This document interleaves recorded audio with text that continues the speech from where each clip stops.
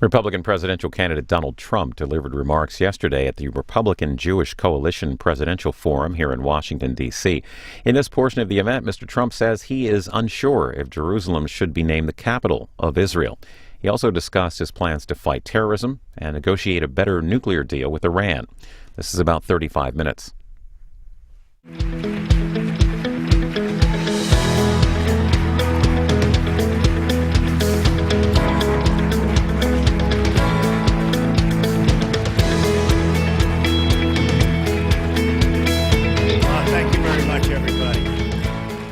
You just like me because my daughter happens to be Jewish, right? She has a great husband, Jared, and I'll tell you what, Ivanka could not be happier, and she's very proud. The only bad news, I can't get her on Saturday. I call and call. I can't speak to my daughter anymore on Saturday, but that's okay. It's an honor to be with you, and I've devoted so much time over my life to Israel, and the other politicians, they can talk, but believe me, they haven't done what I've done. I've received many, many awards. I was the Grand Marshal of the Israeli Day Parade at a very dangerous time when people said, don't do it, don't do it. I walked up Fifth Avenue. I'm looking up for lots of trouble. But I said, no way that I'm not going to do it. And it was a rough time, as you know. It was 2004, and it was a tremendously successful parade, maybe the most successful parade that they ever had. So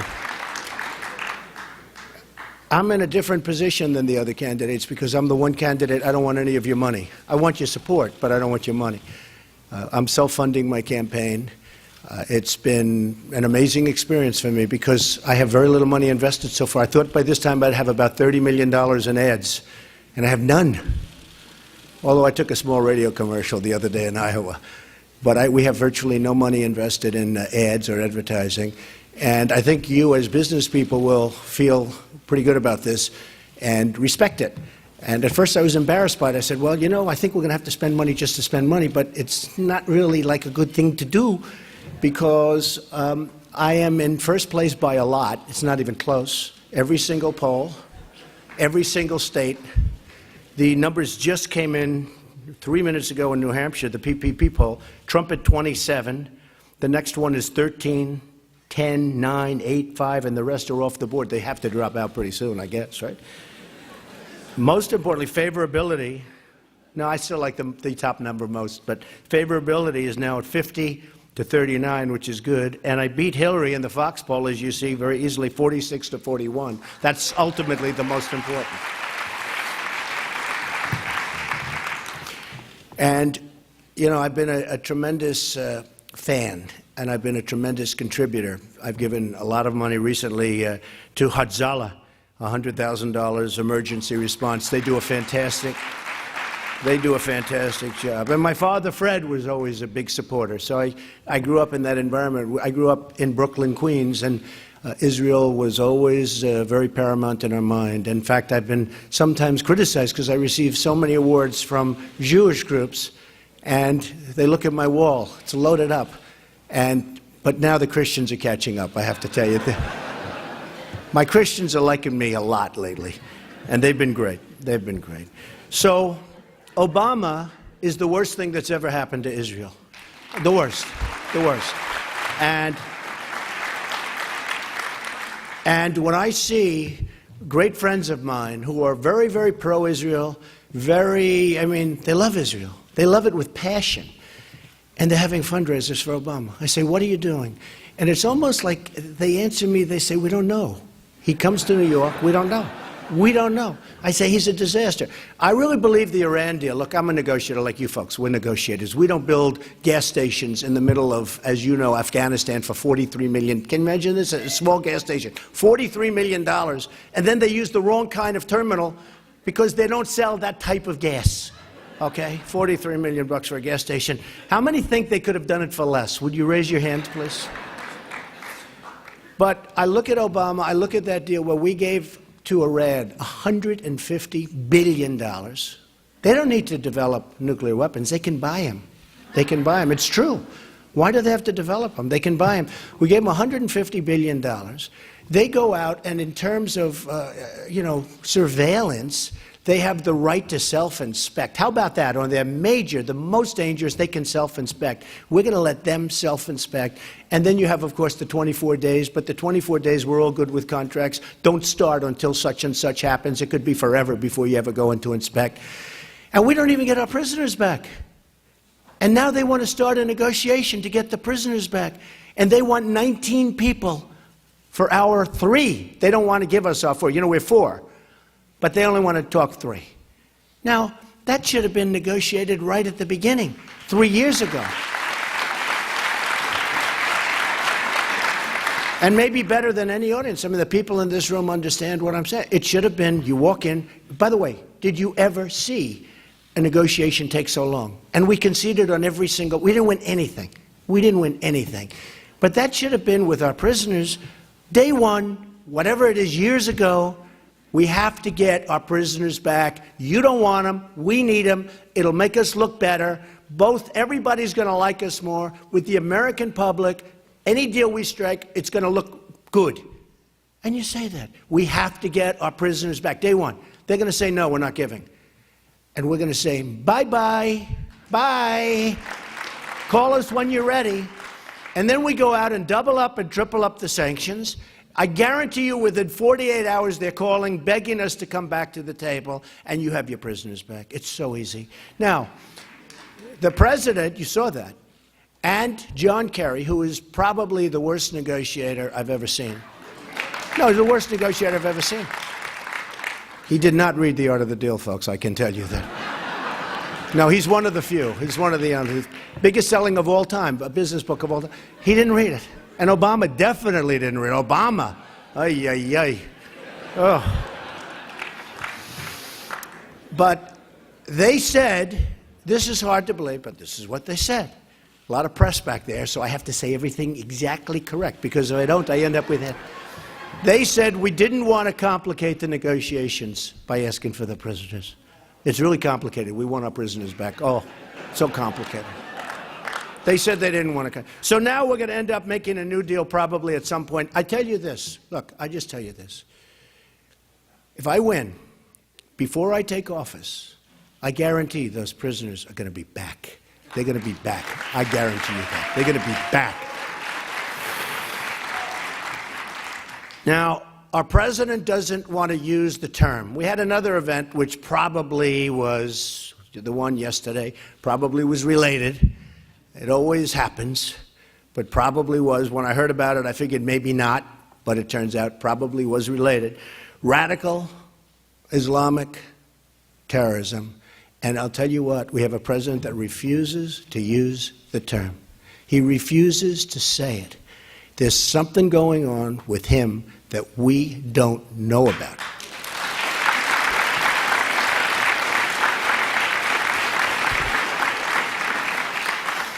Now, as far as Hillary is concerned, she's got to go with what he wants. She shouldn't be allowed to run. What she did is criminal with the emails. Well, she shouldn't be allowed to run. She's going to have to follow his line because she's on a thread. You know, look, in real life, his attorney general, his U.S. attorney, his attorney general. So his attorney general is going to listen to him, in my opinion. I think it's very dishonest what's going on with our government. General Petraeus was given a life-changing sentence. Other people have been sent to jail. Petraeus was, you know, essentially, look, I don't want to get into it with the poor guy. What he went, for nothing compared to what she did, for nothing. For 5% of what she did. And Obama, I mean, she can't go against him because all he does, boom, she gets indicted. That's the end of it. That's the end of it. So when you see Hillary backing up virtually everything he says, and he's got control of her, I mean, it's just total control. But I'll tell you what, she shouldn't be allowed to run. What she did was a criminal act. And remember, this is a 6-year, you know, you have a 6-year statute of limitations. So she's fighting for her life. If she doesn't become president, she could have a real problem. Does that make any sense to anybody, huh? Does that make sense to anybody?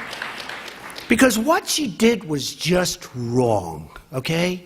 And, you know, she's been involved in corruption her whole life, whether it's Whitewater. I mean, her whole life is corruption. She was a horrible She was a horrible Secretary of State. She did a horrible job. Other than travel a lot, she traveled a lot, nothing ever got done. The world blew up around her. It blew up. 500 to 600 calls and emails and everything from our ambassador asking for help, and she didn't respond. The truth is she doesn't have the strength or the energy. She responded to her friends. You know the friends we're talking about. Some of those friends are, sort of an interesting friend going on there. But she responded. Yeah, you get that, right? A lot of people don't get that. But she responded to a friend, but she doesn't respond to an ambassador that's asking for help. Hundreds of requests, and she doesn't respond. Now remember this, I go every night up someplace. Yesterday I was in Manassas, Virginia. We had an unbelievable crowd. The other day I was in Florida. We had 12,000 people in Sarasota at 12 o'clock in the afternoon with the football games going on. 12,000 people. The convention center held 5,000. So we had thousands outside. I made a speech outside. I made 2 speeches. I had to do 2 speeches. I said, you can't get me a larger convention center so I can do 1 speech? My people said, no, this is the biggest one. We set a record, a big record. We set a record everywhere. In one of the centers, we beat the record of Elton John. It's true. Elton John. I'm no longer competing with politicians. I'm competing with musical talent. One of the great musicians said, you get the largest crowds of any single human being on earth without a guitar, meaning who doesn't count on music. So it's true. We've had tremendous response. We've had incredible response. And I think, if you look at what's going on, and I think based on the response, based on the polls, I don't want your money, therefore you're probably not going to support me, because stupidly you want to give money. Trump doesn't want money. Therefore we can't, even though he's better than all these guys, even though he's going to do more for Israel than anybody else, even though Bibi Netanyahu asked me to do a commercial for him, and I did, and he won his race, so I was very happy about that. But he asked me to do a commercial. And they said I was only celebrity. I don't know if that's, but they said I'm the only celebrity. I don't know. I'm not a celebrity. See, now I'm a politician. I'm so embarrassed by that term. My whole life I've been a businessman, I've been a developer, I've been somebody, I've employed tens of thousands of people over my lifetime. I have unbelievable statements, an unbelievable company. A lot of people said, oh, he'll never file. This you'll get a kick out of it. He'll never run because he'll never want to file various papers. And then he'll never file this and that. And then you have to sign your life away. The first paper, we all know about first papers. You sign your life away. They say, he did it. Then they say, well, he'll never sign. And he'll never file his financials, because who knows, maybe he's not as rich as people think. So I filed my financials, almost 100 pages, the biggest ever filed by the federal elections. And everybody said, oh my, he's much bigger, much stronger, and holy mackerel, look at these numbers. And what they don't know, if I didn't run, I probably would have filed anyway, because I built a great company. And I like to brag about it whenever possible. It's true. Some of the greatest assets, Doral, Doral, and Turnberry in Scotland, and Trump Tower, and many buildings in Manhattan. Just many buildings. Bank of America building in San Francisco with a great partner, and so many other buildings and things. And it's just a much bigger and stronger. And the reason I bring that up is because that's the kind of thinking we need. And I don't bring it up as braggadocio. I bring it up because that's the kind of thinking we need in this country to bring us back. We have people that don't know the first thing about the word negotiation. I can take anybody in this office, believe me, and they're better than Obama, and they're better than Kerry, and they're better than the foolish people. The foolish people. It's so embarrassing when you see what happens. Sergeant Bergdahl, all right? Sergeant Bergdahl, we get a traitor. They get 5 of the greatest killers that they've wanted for 9 years. The deal was 5 for 1. And they knew he was a traitor before we made the deal. You know about Sergeant Bergdahl. He deserted. 6 people were killed trying to get him back. They were looking for him.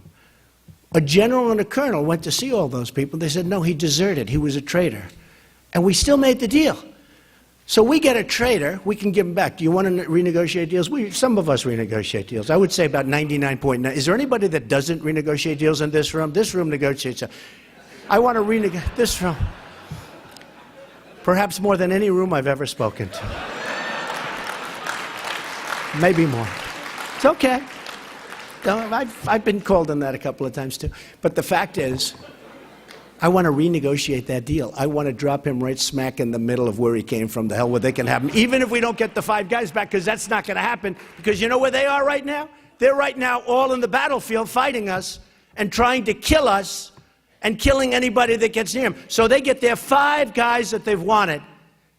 For 9 years they've wanted them.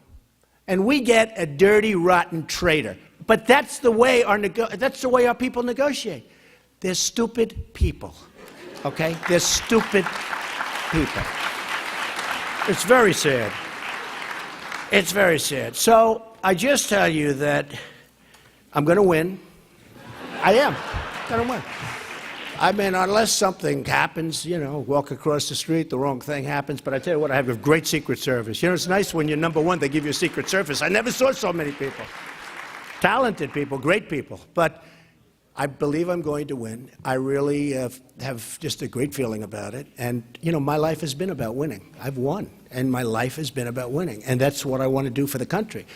And if people say about my company and deals, and you can do this deal, that deal, I have no interest. It's like the other day, Ivanka, she's doing so great. Dad, we can buy this wonderful office building. I said, honey, who cares? How can you talk to me about such trivial things, Ivanka? It's amazing. See, now I'm dealing in trillions.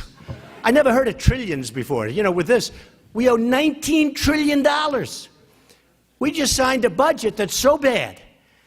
And the Republicans, you know, well, we know where the Democrats are coming from. But these Republican politicians, they go to Washington, and they're going to end Obamacare, which I'm doing, by the way. I'm terminating. It's going to be repealed and replaced with something much better. But they go to Washington, and they're going to do this, and they're going to do budgets. Like, you know, I heard the guy before me, oh, we're going to work in the budget.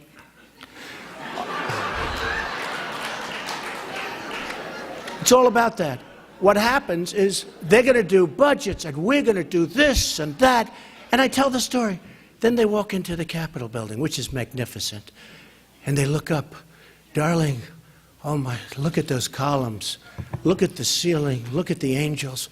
Oh, look at these magnificent floors. They've never seen anything like it. We've arrived. This is incredible. And then they become mainstream. They will vote on Obamacare. Yes, I vote. They don't want to leave. They lose all of their courage. I want to use a nice word because otherwise I get reported for foul language. They lose all of their courage, and they've let us down. That won't happen with me. So again, you're not going to support me, even though you know I'm the best thing that could ever happen to Israel, and I'll be that. And I know why you're not going to support me, and you know you're not going to support me because I don't want your money. Isn't it crazy? No, it's true. You know, if I wanted your money, I think I'd have a damn good chance, and I think I'd get more money than anybody else. Do you know the money I have turned down? This has not been my life, turning down money. Guys want to give me millions.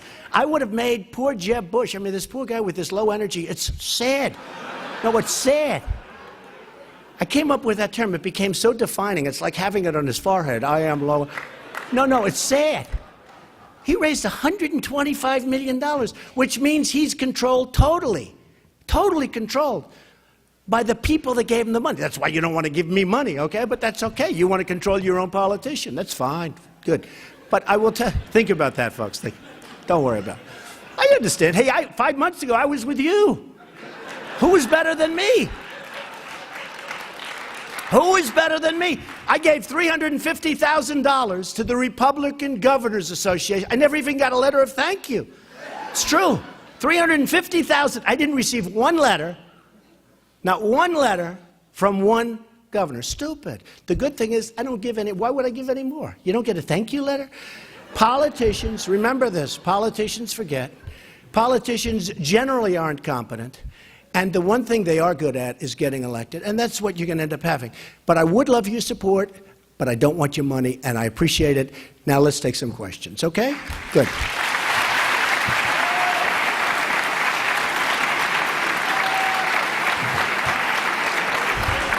He's saying that was a little bit different than the other guys, right? So I got to tell you. And he does a great job, by the way. Thank you. So I got to tell you, you don't want their money, but you cost me $10. I had a side bet that somehow you were going to work out into your speech the hotel you were building right next door to this property. I'm glad he reminded me. And you're disappointed. You cost me $10. I didn't want to do that. You know what? Honestly, I'm building a tremendous hotel down the road. You know what? He's actually giving me it's a much better plug, but I'm going to go there right after this. I have to go through. You know, you have to watch to make sure the contractors aren't stealing and ripping you off and everything else.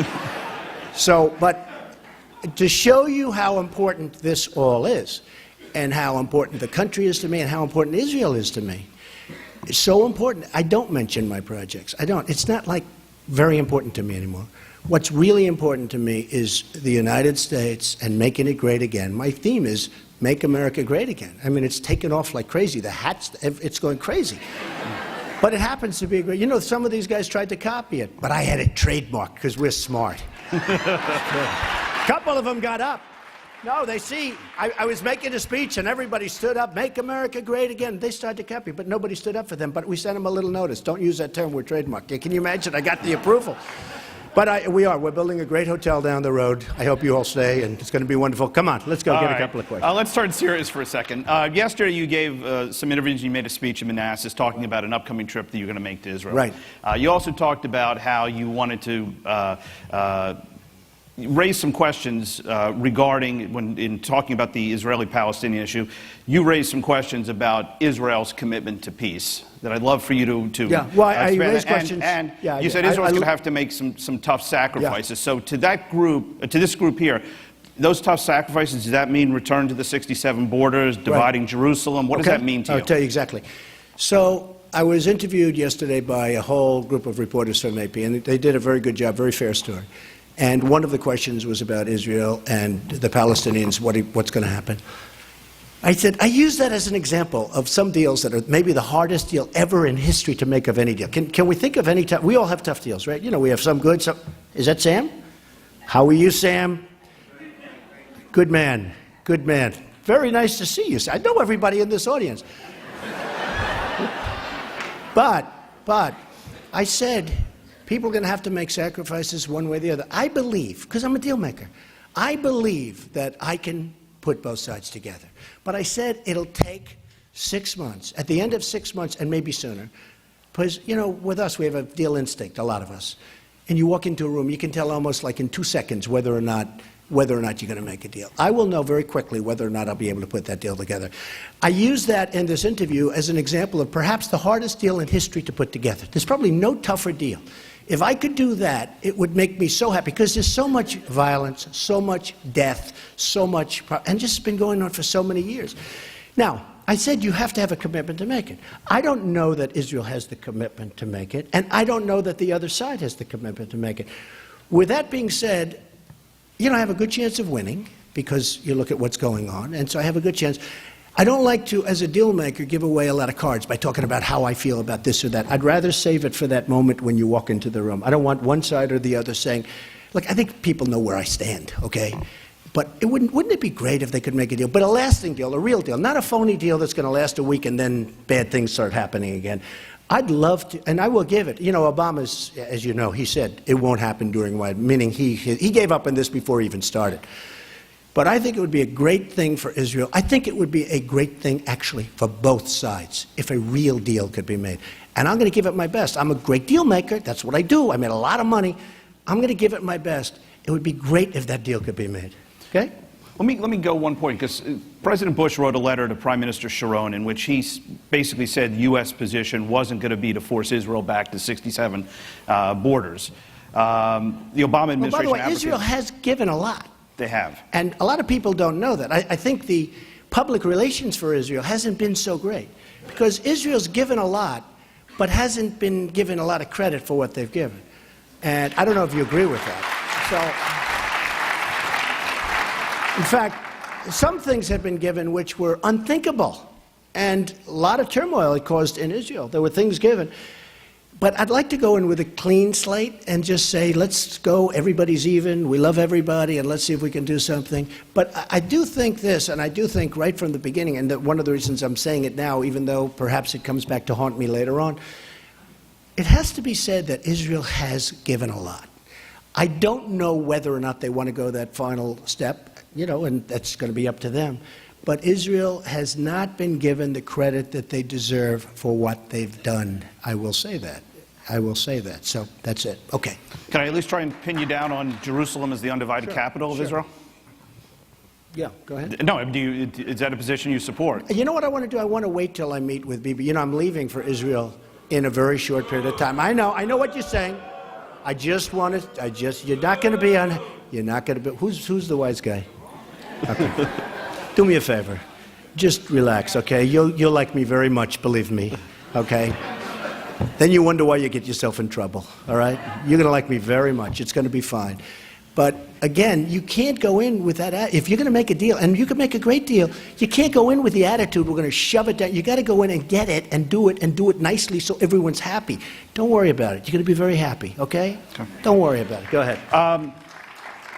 Obviously, you've been an outspoken defender of Prime Minister Netanyahu. As we said, you've made a TV commercial I think for he's a him. very good man. I think he's been treated very badly. I think that our president has been unbelievably rude to Bibi. I don't know how many people like Bibi, but I think he's been unbelievably rude. And, we'll talk about deals after the fact, which is a shame, but I think the Iran deal is the worst single thing. Perhaps it'll go down, and I've been pretty good at predicting things. I think it's going to go down as the worst single thing that's ever happened to Israel. I think it's a catastrophe for Israel, and I think the fact that Obama was willing to make that deal for anybody that loves Israel to support this guy, or even the Democratic Party, is impossible to believe. I think it will be one of the great catastrophes. But if I get in, I will straighten it out, believe me. It's going to be straightened out. It's going to be straightened out tough, and it's going to be straightened out fast. The one bad thing is, if I get in, the $150 billion is gone.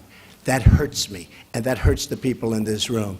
But the $150 billion is gone, because it'll be gone before you get there. We're talking about a year and more, actually. Yep. Although the election, very quick, it's coming up. It's now less than a year, and, we have the Iowa starts on February 1st, and then we go right down the line, and it's very exciting. We're talking about a couple of months now for it to start, so it's really for a person like me, it's very exciting. Yep. So the other half of my question, you obviously have a great relationship with Prime Minister Netanyahu. Which of the other Arab leaders do you either know or can you see yourself working with, and you think you could have a positive working relationship? Well, I haven't been working too much with the Arab leaders, to be honest with you. Yeah. Okay? I told you I made commercials for Bibi. I don't know if that's going to help me in the negotiation. I can tell you. I'm trying to keep it nice and level, right? Then I get people screaming at me. But I'm trying to keep it as level as possible. But I, for the most part, don't know. The King of Jordan it seems like a nice man. I don't know. We're going to see. A lot of people like him. Some people don't. But I think I will probably be able. What my history is, I took some heat because I get along with Democrats, I get along with liberals, I get along with conservatives, I get along with Republicans, I get along with everybody. That's what I was. I'm a business person. I get along with everybody. We have to get along with everybody. And I took some heat, and I always explain it. I say, wait a minute, I'm a business person. I got to get along with everybody. I live in Manhattan. It's all Democrat. It's virtually all. Republicans don't even run people for the most part. And if they do, they're going to get, they're 5%. They get a very small percentage of the vote. Got to get along with everybody. I think that's going to be a tremendous asset because right now we have gridlock in Washington. We have people that they don't talk. I remember years ago, because I've been a very political person, always on the other side, but always very political. But years ago, the Republicans and the Democrats, they used to like each other. They'd get along, they'd have dinner together. They'd argue and they'd fight and they'd disagree and we'd have, different views on things. But in the evening, they'd go out and they'd have dinner together with their families. You don't see that anymore. There's total hatred and there's total gridlock. I'll give you one point, which I think is important. Corporate inversions, right? So you have companies leaving the United States, and they're leaving because of better taxes and better, a lot of things. A lot of things are better. But they're leaving. Pfizer, how good is Pfizer? Thousands and thousands of jobs are going to be lost. But they're also leaving because we have $2.5 trillion, at least, I think it's a much higher number than $2.5 trillion that's out of the country that these companies can't get back because of bureaucracy and horrible horrible agreements, but because the taxes are too high. They're so onerous that nobody in this room would agree to pay that much money to get your money over. So they leave it over there, and they actually take the company, and they move the company to the money because that's how much money. The Republicans and the Democrats totally agree that the money should come back. For 3 years, they can't get a deal. There's no leadership. It's gridlock. There's an example of something where everybody agrees. All the people that you see up here, they all agree. But they can't get it done because they're politicians. They're all talk. They're no action. So there's something, and it's so important. It's not like something where they don't agree, like there's big disputes and we understand that. This is something everybody agrees the money should pour into this country and we should use that money and all the things, taxes paid. But they agree and they can't get it done because of gridlock and incompetent leadership. Okay. Hillary Clinton, is she a friend of Israel? You know, honestly, I don't think anybody can say. She says she is, but now she says all of a sudden maybe less so than you thought because she's going very, very far over to the other side. I mean, Bernie Sanders has brought her to positions that she didn't want to be at. You look at some of the things she's saying right now. But I'll tell you what, whether she is or not, she doesn't have the strength or the energy to help Israel. I'm telling you, she doesn't. And I said it, but just take a look. She'll come out and do an event, and you don't see her for another 4 days, 3 days, 5 days. No, it's true. Think of it. We don't need, some people would say it's not nice to say, she doesn't have the strength or the energy. Israel needs more than just our support. They need strength. They need real power behind them. Because, you know, you look at, as these countries fall over there, Israel's looking more and more you know, Israel has some difficulties. And one thing, and I think you'll all admit it, these people are fighting really dirty, but they fight a lot better than we used to think, right? We used to think, oh, that was easy. 15 years ago, with my friends from Israel, because I have a lot of friends from Israel, they used to smile and laugh. Oh, don't worry about it. Now they're saying, these guys they're dirty fighters. And they're not bad. You know, they're tough. They're not the JV, okay?